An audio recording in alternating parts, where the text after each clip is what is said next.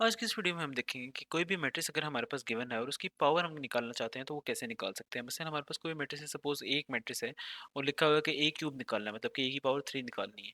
तो वो हम किस तरीके से निकाल सकते हैं बाय हैंड। तो आपको पता है कि उसको इसी तरीके से निकालते हैं कि ए क्यूब के लिए आप ए को अपने साथ मल्टीप्लाई करेंगे तो ए स्क्वेड आ जाएगा, और उसका जब एंड रिजल्ट आएगा तो ए स्क्वेड को आप फिर से ए की वाली मैट्रिक्स के साथ मल्टीप्लाई करेंगे तो फिर वो एंड पे ए क्यूब आएगा।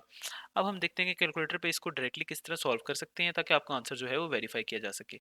सबसे पहले एक सिंपल सी एग्जांपल हम ले लेंगे। एक 2 बाई 2 मेरे पास मैट्रिक्स है जिसकी की एंट्रीज है 2, 1, 5 और 4, जाके जैसा कि आप यहाँ पे देख रहे हैं एक मैट्रिक्स ए है। तो हम इसके शुरू कर लेते हैं कि सबसे पहले हमने मैट्रिक्स इनपुट करनी होगी कैलकुलेटर में। चूंकि हम मैट्रिसेस के साथ डील करें तो हमें मैट्रिक्स मोड में जाना होगा। वो हम कैसे जाएंगे कि हम इधर मोड की है इसको प्रेस कर लें, और मैट्रिक्स मोड में जाने के लिए आप 6 प्रेस करेंगे तो हम मैट्रिक्स मोड में चले जाएंगे।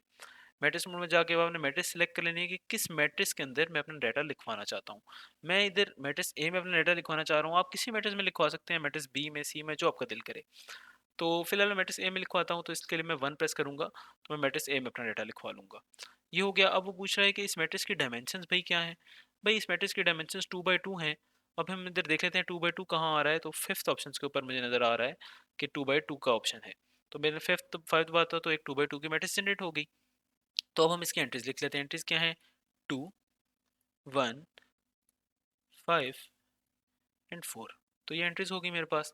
अब हमने निकालना है ए का स्क्वायर्ड, इसी मैट्रिक्स का स्क्वायर्ड। कैसे निकालेंगे? क्या आप इसी बात में, अब आपको मैट्रिक्स का डाटा तो एंटर हो चुका है, तो आपने मैट्रिक्स अब सेलेक्ट करनी है। कैसे होगी? आप ये देख रहे हैं कि आपके कैलकुलेटर पे ये कुछ चीज़ें वाइट से लिखी हैं, जैसे ये है, कुछ येलो से, कुछ रेड से। तो नॉर्मली जो वाइट से लिखी हुई हैं, तो वो आप उनको नॉर्मली जब भी प्रेस करेंगे ना, तो डायरेक्टली वो वाले ऑप्शंस आ जाएंगे। जो येलो वाली हैं उसके लिए आपको शिफ्ट दबाना पड़ेगा और फिर वो सिलेक्ट होंगी। तो मैं भी मैट्रिक्स ऑप्शंस में जाना चाहता हूँ जो कि यहाँ पे हैं, तो इनके लिए मैं शिफ्ट दबाऊंगा तो मैं ये अब सिलेक्ट हो सकती हैं 4 दबा के, क्योंकि नॉर्मली प्रेस करता तो सिर्फ 4 आता बगैर शिफ्ट के। तो अब मैं 4 दबाऊंगा तो मैं मैट्रिक्स ऑप्शंस में चला जाऊंगा।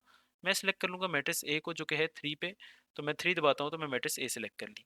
अब मैं मैट्रिक्स ए का निकालना चाहता हूँ स्क्वायर। स्क्वायर का ऑप्शन यहाँ पे दिया हुआ है, तो मैं ये बटन प्रेस करूंगा तो ये अब आपको इक्वेशन बता रही है कि एक मैट्रिक्स है ए, इसका मैं निकालने लगा हूँ स्क्वायर। आप यही निकालना चाहते हैं, इसलिए आप इक्वल टू प्रेस कर दें तो आपके पास आंसर आ जाएगा जो कि है 9, 6, 30 एंड 21। आप यही देख लें कि जब हमने बाय हैंड इसको सॉल्व किया था यहाँ पे, तो हमारे पास आंसर आया था 9, 6, 30 और 21। अब थोड़ा सा इमेजिन कीजिए कि आपके पास एक मैट्रिक्स है जो कि 3 बाई 3 की मैट्रिक्स है। कुछ टर्म्स उसमें फ्रैक्शनल फॉर्म्स में भी हैं इवन, और कुछ डेसिमल्स में भी हैं, कुछ नॉर्मल होल नंबर्स हैं। और अब आपने उसका क्यूब निकालना है, या सपोज आपने उसकी पावर 6 निकालनी है, तो वो आप कैसे निकालेंगे?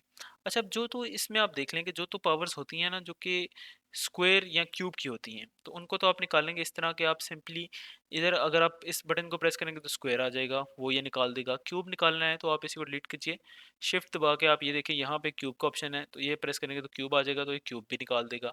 बस क्यूब के लिए मैं इक्वल टू प्रेस करूँ तो देखें क्यूब उसने निकाल दिया।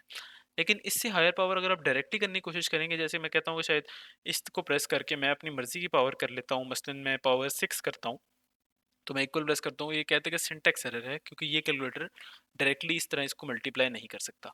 लेकिन एक ट्रिक है हमारे पास जिसकी मदद से हम हायर पावर्स को भी, इवन कोई पावर 30 या 35 है, हम उसको भी निकाल लेंगे कैलकुलेटर से। वो कैसे होगा?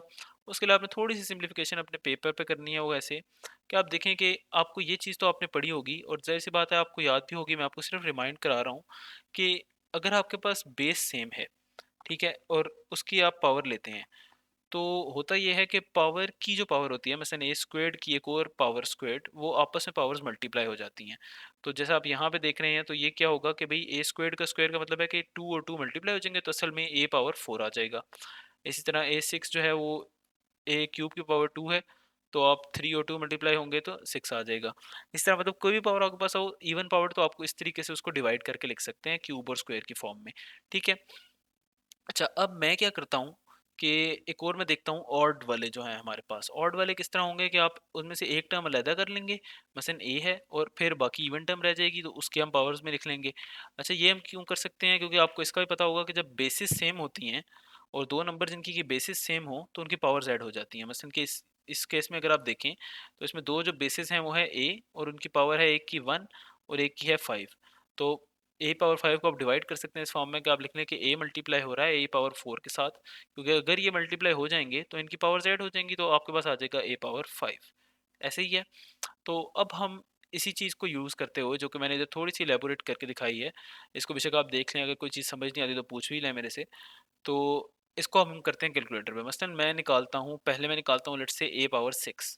तो हमने देखा वो कैसे निकाल सकते हैं कि पहले हम लेंगे a का क्यूब, ठीक है? तो मैंने यहाँ पे ले लिया a का क्यूब, और अब हम लेंगे इसका स्क्वायर, a क्यूब का स्क्वायर। तो a क्यूब का मैंने स्क्वायर ले लिया, तो ये आ गई मेरे पास a power 6 equal to, press करता हूँ, ये देखें इसने a पावर 6 निकाल दी। इसी को आप अगर वेरीफाई करना चाहते हैं तो बाय हैंड आप सॉल्व करके देख लें, तो आप वेरीफाई भी कर लेंगे कि जो है ना आंसर वो हमारा सही आया हुआ है। इसी तरह हम निकालना चाहेंगे a पावर सपोज 7 में निकालता हूँ। तो a पावर 7 हम ऐसे निकालेंगे कि मैंने लिखा हुआ है कि एक मैट्रिक्स a है, तो मैट्रिक्स a आपने सेलेक्ट कर ली, ये मल्टीप्लाई हो रही है किसके साथ जी, a क्यूब के साथ। तो a आप ले लें मैट्रिक्स और इसका ले लें क्यूब, तो ये मेरे पास आ गया मैट्रिक्स a का क्यूब। और अब आप ले लें इसका स्क्वायर, a क्यूब का स्क्वायर। तो अब आपने इसका स्क्वायर ले लिया, तो आपके पास आ गया यहाँ पे लिखा हुआ कि एक मैट्रिक्स a है जो कि मल्टीप्लाई हो रही है मैट्रिक्स a के ही क्यूब के स्क्वायर के साथ। तो इफेक्टिवली आप कह रहे हैं कि आप बेसिकली a की पावर 7 निकाल रहे हैं। इक्वल प्रेस करें और ये देखें a की पावर 7 भी उसने निकाल के दिखा दी है।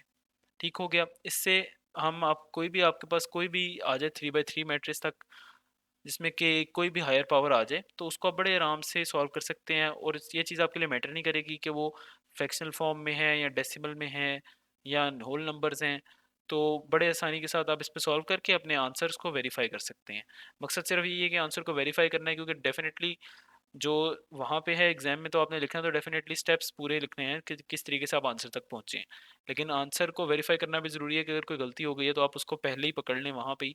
इसके लिए आप इसके बस सिंपली आप कैलकुलेटर इस्तेमाल करेंगे, इसमें मैट्रिक्स की एंट्रीज करेंगे, पावर उसकी डाल देंगे जो भी निकालना चाह रहे हैं, तो आपके बस वो पावर आ जाएगी। अगर आपका रिजल्ट्स मैच कर जाते हैं तो वेल एंड गुड है, अगर नहीं करते तो आपको गलती पता लग जाएगी कि आपने कहाँ पे की है।